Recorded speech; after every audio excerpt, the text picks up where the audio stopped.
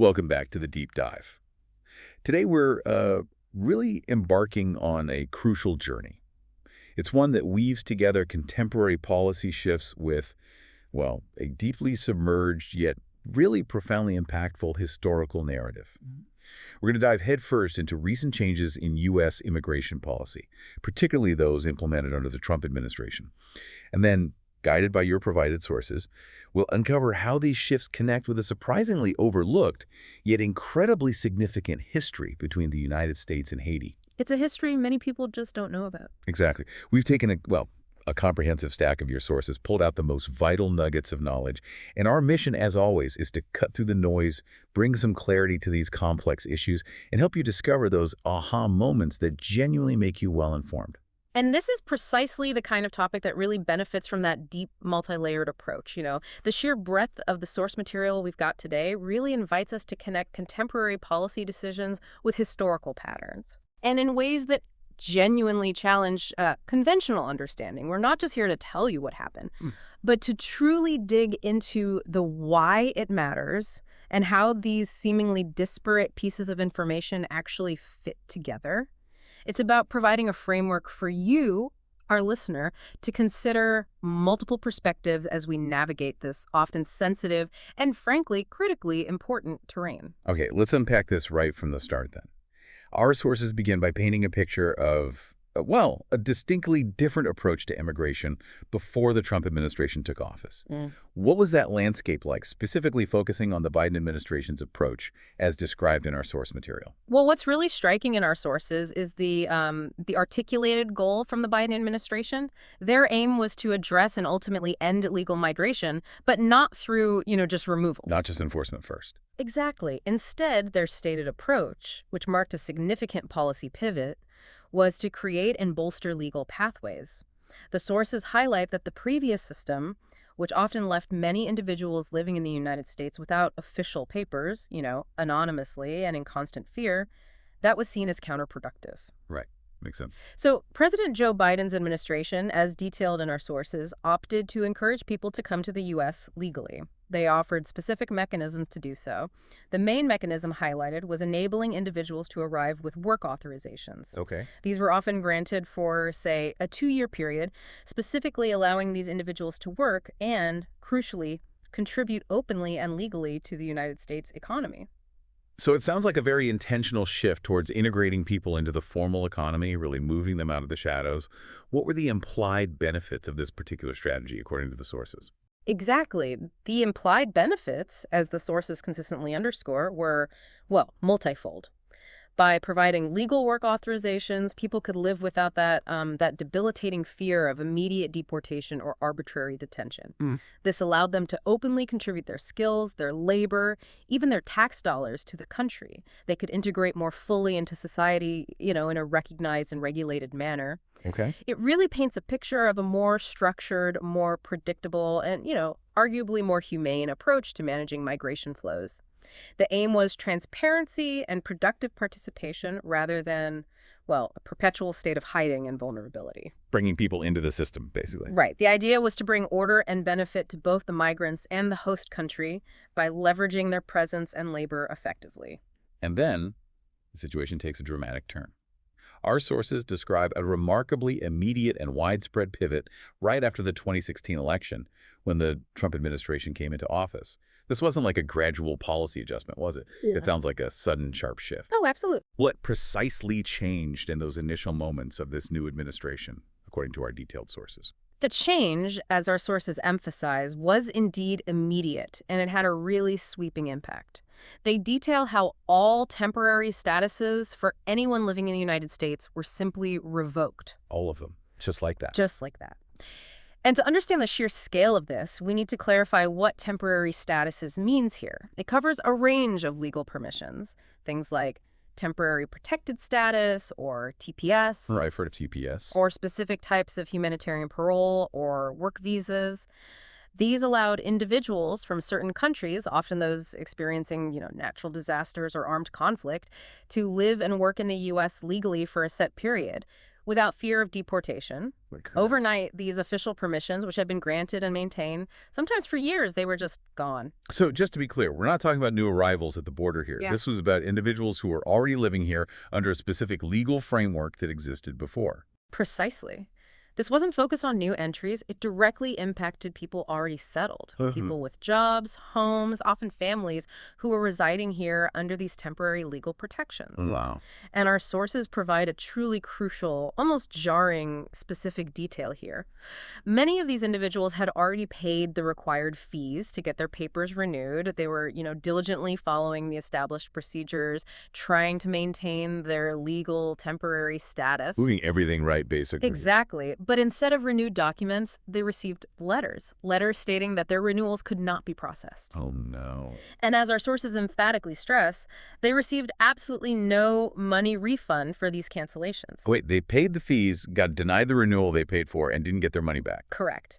Imagine that paying significant fees, often hundreds of dollars, in good faith, only to have your legal status ripped away with no recourse and no financial return. That's unbelievable. This sudden status change had profound and immediate implications for countless individuals and families.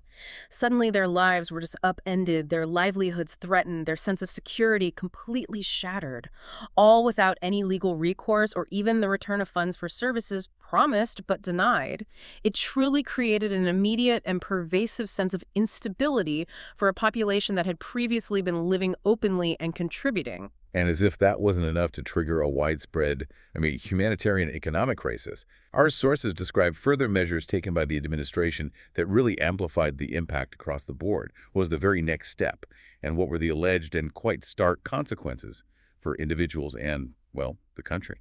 The next move, as meticulously detailed in our sources, was incredibly far-reaching and impactful.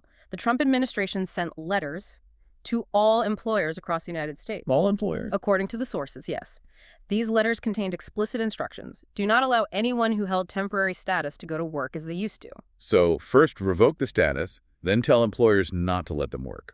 Exactly. This wasn't merely about revoking a piece of paper. It was about actively dismantling people's ability to earn a living, to sustain themselves and their families. Wow. Our sources do not mince words in their analysis of this decision.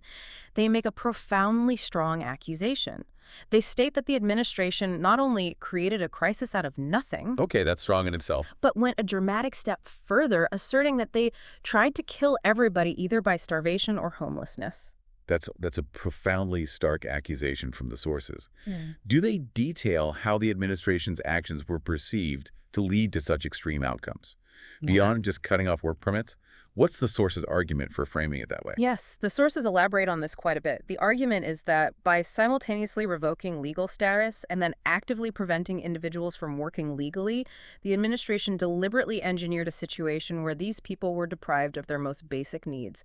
Food, shelter, medical care. Yeah. Without the ability to earn money, they couldn't pay rent, couldn't buy groceries, couldn't access health care. It effectively pushed them into a state of extreme vulnerability. So the argument is it wasn't just an unintended consequence. In the source's view, no. It wasn't just about controlling immigration. It was, in their view, about creating dire and immediate human consequences. This highlights the source's perspective that the policy wasn't simply an administrative change, but a deliberate act designed to make continued life in the U.S. basically untenable for this specific population, pushing them towards desperation. And our sources don't shy away from very strong criticisms of the administration's actions, even questioning the stated motivations behind them. Yeah. What did the administration claim its actions were designed to achieve? And how do our sources directly challenge that narrative? Well, the administration, as reported in our sources, presented a very specific rationale for these sweeping actions. Their stated aim, the public justification, was to get rapists, murderers, and drug traffickers out of the United States. Okay, that's the official line reported. That was the public justification offered for these profound policy changes. However, our sources offer a direct, critical perspective that immediately and powerfully counters this claim. They ask, quite pointedly, how can a 65-year-old be a drug trafficker? Are you kidding me? You can't even tell the difference between an elderly citizen. That's a powerful rhetorical question. It really is. It serves to highlight the perceived absurdity and, well, the indiscriminate nature of the policies. It suggests that they were not narrowly targeting actual criminals, but broadly impacting vulnerable populations, regardless of their background or actions. Right. This immediately raises the question of targeting and profiling. Was the stated aim a genuine reflection of who was being affected, or was it a broader, less precise approach that caught many innocent individuals in its net? And did the sources provide more detail on who these affected individuals actually were? You mentioned the elderly example. Absolutely. The sources further note that many of these affected individuals were indeed elderly, often with their entire families, spouses, children, grandchildren, already living and rooted in the United States. So tearing families apart, potentially. Well, yes, and creating immediate care issues. This situation immediately brings up profound concerns about who would care for them once their ability to work and live legally was stripped away. It created a potential public health and welfare crisis right there. Yeah. And adding to this critique, our sources also point out what they perceive as the profound hypocrisy of the administration claiming to be Christian while simultaneously undertaking these inhumane actions.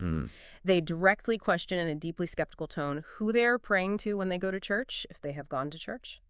This deep skepticism from our sources suggests a profound disconnect between the administration's professed values and its real-world policies, especially as they impacted some of the most vulnerable in society. Okay, so our sources then zoom in on a specific country, Haiti, to really illustrate the real-world devastating impact of these sudden policy changes we've just discussed. What are the current incredibly challenging conditions in Haiti that make deportation, especially for these individuals who had been living legally in the U.S., particularly fraught and dangerous?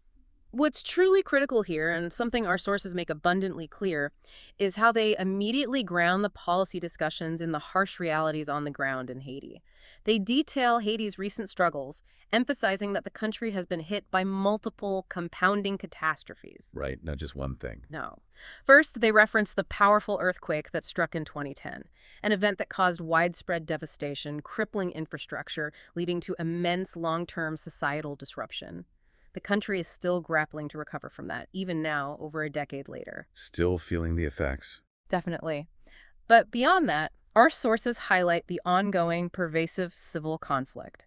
They describe a situation of severe and immediate dangers across the nation. The sources use vivid and stark language, noting burned houses, and asserting that entire territories lost which the Haitian government does not control anymore. Doesn't control anymore. So, like, no-go zone. Essentially, yes. Yeah. It paints a chilling picture of a nation where significant areas are basically ungoverned, controlled by non-state actors, criminal gangs, militias, making them incredibly perilous for anyone, let alone someone being forcibly returned. Wow. The ultimate danger is underscored with the chilling statement that if anyone goes to those territories, you can get shot dead. Just like that. It sounds like a country teetering on the edge, if not already in a state of deep humanitarian crisis. If we connect this to the bigger picture, what does this current situation in Haiti imply about the wisdom or humanity of deportation policies directed there? It becomes incredibly clear that these are not just economic or social challenges. These are existential threats for people on the ground. It profoundly highlights the critical humanitarian context underlying these immigration decisions. Yeah. Sending individuals back to such an environment isn't just a bureaucratic process. It is potentially a life-threatening action for the individuals involved. It pushes them directly into extreme instability, violence, and profound uncertainty about their very survival. The sources underscore that these conditions should be absolutely paramount in any policy decision regarding repatriation. Given these incredibly dire and dangerous conditions in Haiti, what was the specific immediate impact of the Trump administration's policy on Haitians, according to our sources? This goes beyond the general policy shift to a very targeted group. Our sources make it painstakingly clear, despite the dire, life-threatening situation in Haiti, the Trump administration proceeded with deporting people to the country. Even with all that known chaos. Yes. And the crucial detail here, which sources stress repeatedly and with considerable emphasis, is that these were not individuals who had violated any U.S. laws. On the contrary, they were, in fact, people who did not violate any law and came to the United States legally. Okay, so they followed the rules coming in. Right. Furthermore, these were individuals who had actively participated in the legal process. They had applied for work permits with money from their own pockets, demonstrating their clear intent to contribute legitimately and transparently to the U.S. economy. Right.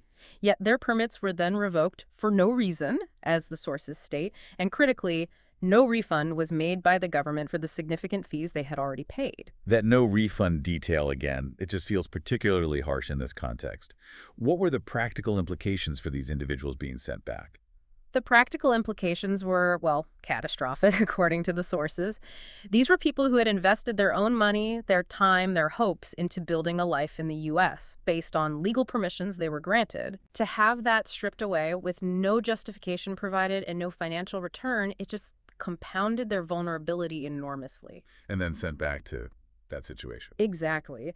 And to further compound the tragedy, our sources reiterate that some of these very individuals being deported had literally had their houses destroyed back in Haiti, either in the Civil War or from the earthquake. So nowhere safe to go. Precisely, leaving them with no home, no safe haven, and no support system to return to in a country already torn apart by conflict and natural disaster. That's devastating. The contrast drawn by our sources is quite stark and emotional.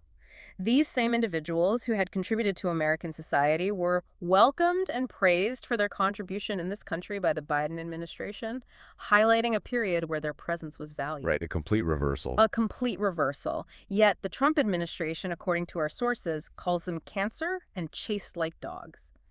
It starkly illustrates the dramatic, dehumanizing, and deeply contrasting shift in official rhetoric and policy directed at this specific group of people. Now, this is truly where our deep dive earned its name, because our sources go far beyond recent policy to reveal a stunning, and I mean often completely overlooked, historical link between the United States and Haiti. It's a connection that I'd bet many of us likely never learned in school. What's the first surprising connection it reveals, stretching all the way back to the American Revolutionary War? What's genuinely fascinating here, and truly eye-opening, is this connection that dates all the way back to 1779.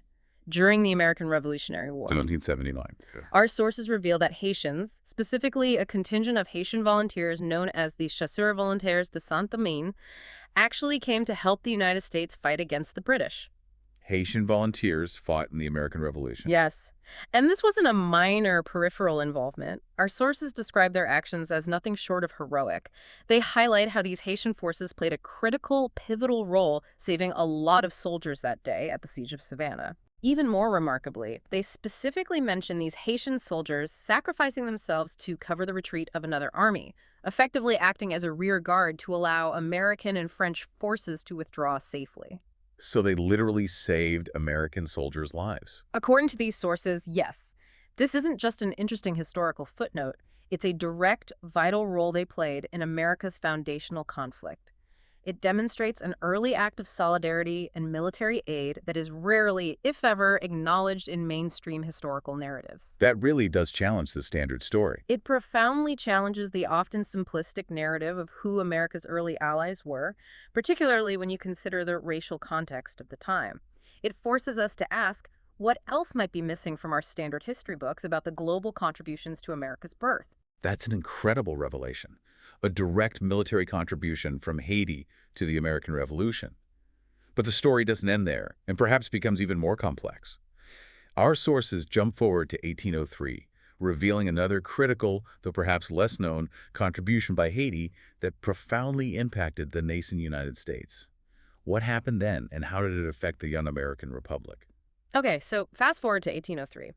Haiti was engaged in its own monumental struggle, fighting for its independence against France, a massive colonial power under Napoleon at the time. Right, the Haitian Revolution. Exactly. And remarkably, against all odds, they won. Our sources highlight how this victory, which resulted in Haiti becoming the first free black republic and the only nation formed from a successful slave revolt, well, it had a direct and significant impact on the United States. How so? It helped profoundly reduce the threat of invasion by France for the United States. Really? How did Haiti beating France help the U.S.? Because Haiti was, as our sources point out, a big naval base for France in the Caribbean. Imagine France under Napoleon with a powerful naval presence so close to U.S. shores. That posed a constant, imminent potential threat to American expansion and security. Okay, I see. A strategic location. Hugely strategic. Haiti's success in basically dislodging France from that strategically vital position effectively removed a major geopolitical concern for the young American Republic. It allowed the U.S. to focus on its own westward expansion, think Louisiana Purchase, which happened right around then, without the constant specter of a major European power right at its doorstep. So Haiti's independence indirectly secured American interests. And our sources even include a fascinating tidbit about how this was achieved, a little detail. They do. Our sources share an intriguing detail. Apparently, a lot of the cannons and cannonballs the Haitians used in their arduous fight against France were purchased with gold coins from the United States. Wait, the U.S. funded the Haitian Revolution? Well, it suggests a covert yet crucial financial backing. An alliance of convenience, perhaps, against a common European adversary, France. It's particularly intriguing as the sources note on why this might be known. They say because those people were black, the record of such a transaction publicly exists. What does that mean? They imply there was an element of transparency, maybe unintended, in financial dealings due to the racial categorization practices of the time. It made the ledger public in a way other transactions might not have been. Huh. Interesting. However, they immediately follow this with a highly speculative yet compelling point. They mention a presidential diary, which remains classified, although we are in 2025, which may reveal some insight. A classified presidential diary from the 1800s. Oh. About Haiti. Apparently. The Yeah. sources speculate that the words used by the American president in those diaries could be the reason they will never be made public about Haiti logs. Wow. So what might be hidden? Exactly. It raises an important and compelling question for us all. What information, potentially damaging or simply uncomfortable from a modern perspective, might still be hidden about these early critical interactions between the U.S. and Haiti? It suggests a deeper, perhaps less honorable or more complex side to this historical exchange than just providing gold coins. It hints at a narrative that certain historical figures might have wished to suppress. Let's fast forward quite a bit then, to the mid-20th century, specifically World War II. The United States had another crucial need during that global conflict, and Haiti once again played a part. What was this contribution, and what's particularly striking about how it was obtained, according to our sources? Right, World War II. The United States had a massive, insatiable need for raw materials, especially minerals, to fuel its industrial war machine. Our sources explicitly state that the U.S. went to Haiti to acquire these vital resources. What kind of resource? Specifically bauxite. While some aspects of this mineral acquisition are officially recorded, our sources then reveal a truly striking and, according to them, unofficial detail. This part is not officially recorded. They went and got bauxite for free without a dime. Bauxite. That's for aluminum, right? For planes. Exactly. Bauxite is the primary ore used to produce aluminum, a critical material for aircraft, vehicles, and many other military applications. Our sources vividly highlight this uncompensated extraction by noting that the craters are still in Haiti right now. The craters.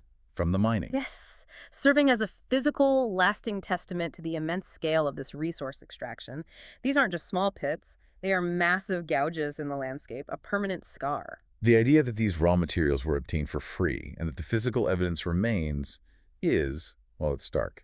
Can you elaborate on the impact this bauxite had on the war effort, as described by the sources? The sources don't just state that bauxite was taken. They elaborate on its profound impact on the war effort.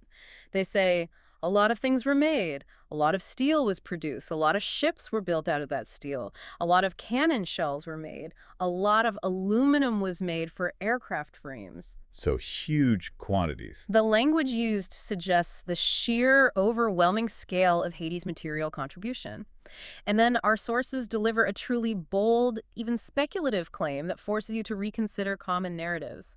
Without such a contribution, maybe the war would have been lost. Wow. They're saying Haiti's bauxite could have tipped the scales in WWII. That's the implication from the source. It frames Haiti's contribution as potentially pivotal, a critical factor in the outcome of one of the most defining conflicts in human history. It implies that Haiti, often seen as, a marginal or struggling nation, played a central, uncredited role in securing an Allied victory, all without receiving any compensation for its vital and irreplaceable resources. That raises profound questions about historical reciprocity and acknowledgement, doesn't it? Absolutely. So what does this all mean when we look at the entire historical record, stretching from the American Revolution through World War II? Despite all these significant, even potentially war-changing contributions, what do our sources say about their recognition in official U.S. history? Well, the most profound revelation here, as highlighted by our sources, is the striking absence of this history. They emphatically state that even though all those contributions were made by Haiti, comparable to all the countries in the region, if you go into any American history book, you will not find such a thing. Just not there. Not there. This isn't merely an oversight. Our sources argue it's a systemic, deliberate omission. They then attempt to explain the root cause of this historical erasure. Why? Why leave it out? They tie it directly to the social and political context of the time. Haiti was a former slave colony, having won its independence through a slave revolt. The United States itself was born out of a British colony that maintained slavery for decades after. The argument is that due to the prevailing institution of slavery and deeply ingrained racial prejudices, those information were censored back then.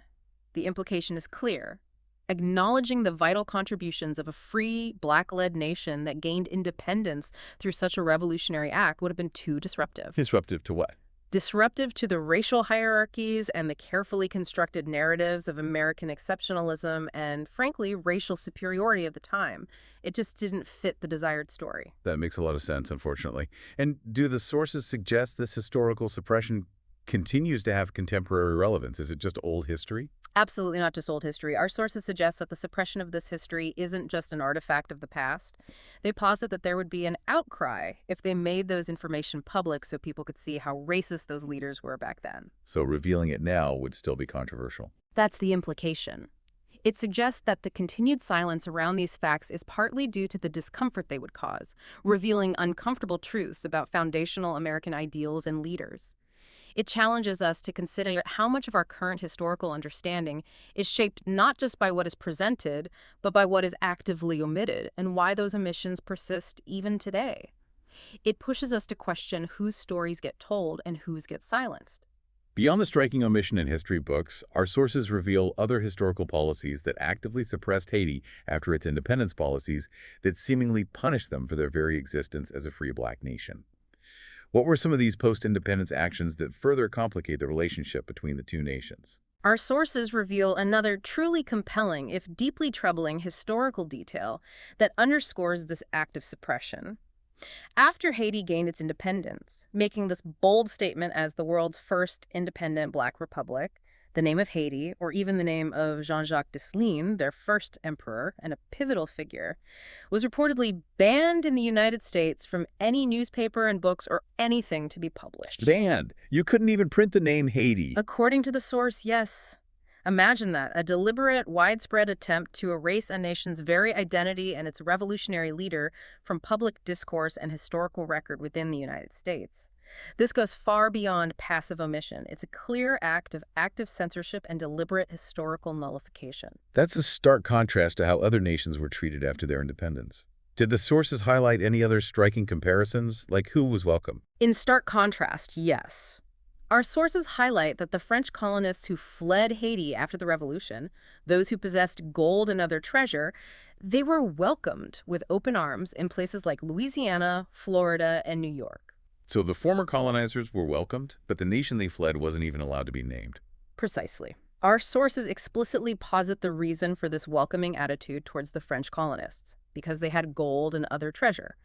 This draws a very clear line between the treatment of Haiti as a nation punished for its successful slave revolt and the treatment of individuals, specifically white colonists, based largely on their wealth. It suggests a deeply transactional and racially biased approach to early U.S. foreign relations. Wealth over ideology, it sounds like. Seems that way. Furthermore, the economic impact on Haiti itself was devastating. After it gained its independence, defying the global order, no diplomatic ties were established with the United States for decades. Decades. No official recognition. Right. Instead, an embargo was imposed on Haiti, meaning that no one was allowed to trade or to sell anything to Haiti. This economic isolation was a severe punishment, intentionally designed to cripple the nascent nation's ability to thrive, to establish itself economically, and to participate in the global trade system. Using economic policy as a weapon. It's a powerful and concrete example of how economic policy can be used as a weapon, not just against adversaries, but against a nation whose very existence was seen as a threat to the prevailing social and racial order. The expert summary from our sources truly captures the essence of this historical narrative. It concludes that The further I go, the uglier that story gets in the relation between Haiti and the United States. The uglier it gets. That's a heavy statement. It is. It suggests a systemic pattern of exploitation, suppression, and historical erasure that runs deep through the centuries, creating a context that is far from straightforward or heroic, and instead reveals a profoundly troubled history. Okay, so bringing it all the way back to the present now. How do our sources connect this incredibly rich, yet often painful and obscured, history we've just uncovered to the policies and rhetoric of the Trump administration regarding immigration? How does this historical context, according to the sources, shed light on contemporary actions? Our sources draw a very direct and critical line from the historical context we've meticulously discussed straight to the present-day immigration policies.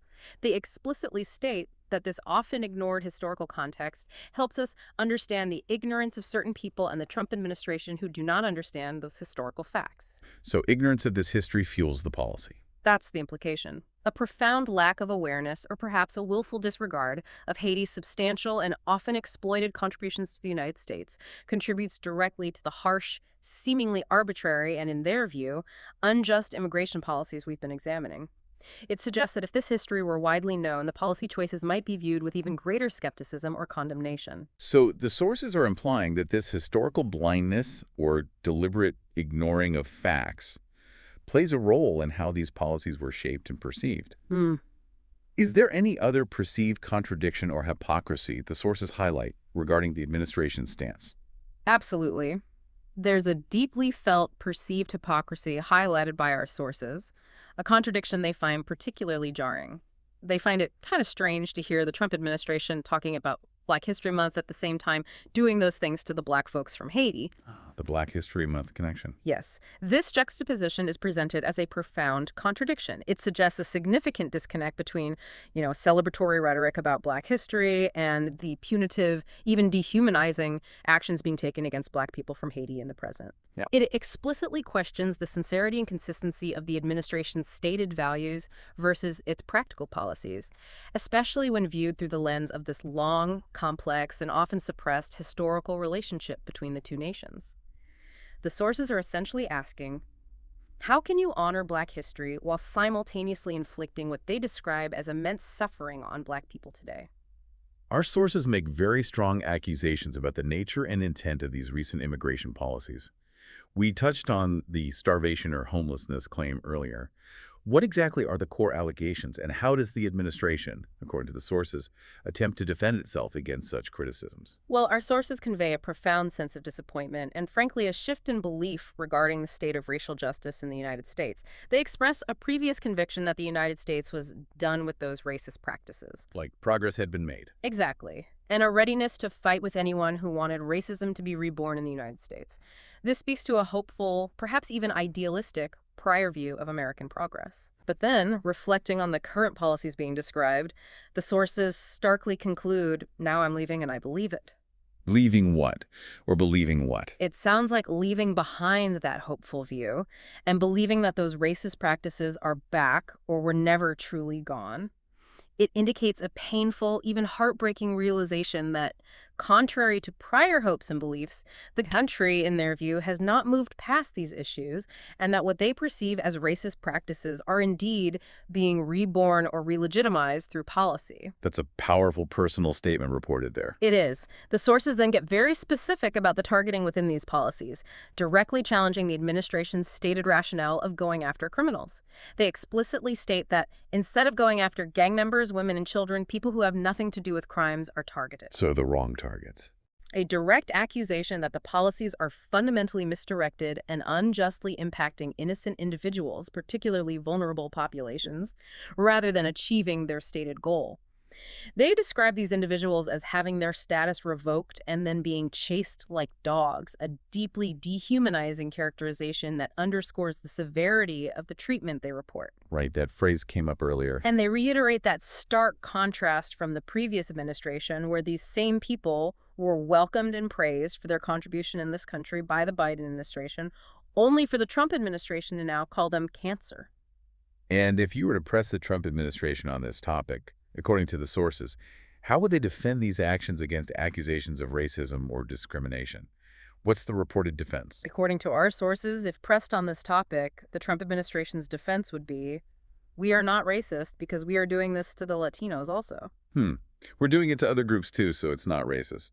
Isn't that the logic? That appears to be the logic presented by the source as the administration's defense. And this raises an important and complex question for us all to consider. How do such justifications complicate the discussion around discrimination and targeted policies? Yeah, how does that work? Is a policy somehow less discriminatory if it impacts multiple ethnic or racial groups? Or does it simply broaden the scope of its perceived injustice and reveal a deeper, broader pattern of targeting specific populations?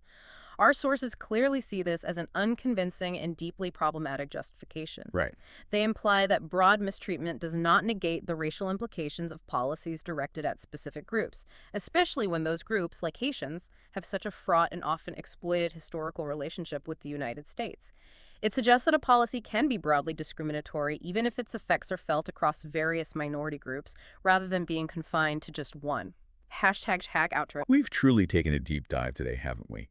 We've journeyed from the intricate details of recent immigration policy shifts, examining their immediate and often devastating human impact, all the way back to uncovering these often hidden historical threads that profoundly weave together the stories of the United States and Haiti. A long thread. A very long, complex thread.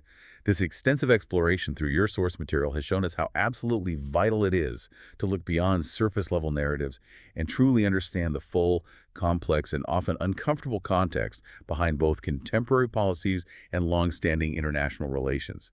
It's a history that has been obscured, overlooked, and perhaps, as the sources suggest, even deliberately suppressed.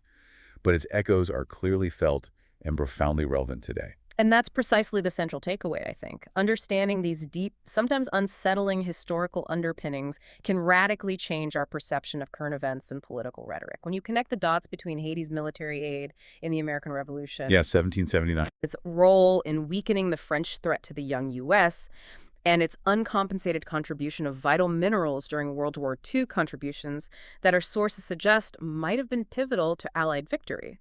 Suddenly, the contemporary policies and the rhetoric surrounding Haitian immigrants take on a profoundly different and often more tragic meaning. It changes the whole frame. It really does. It reminds us that knowledge is most valuable when it's truly understood and applied, and that critical thinking, especially about who is included and excluded from the historical narrative, is absolutely essential in navigating today's overwhelming and often biased information landscape.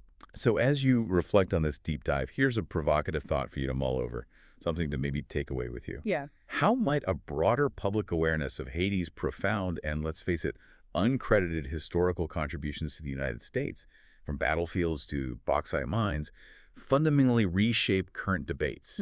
Debates around immigration, foreign aid, or even the very definition of who is welcome in this country. And maybe stepping back even further.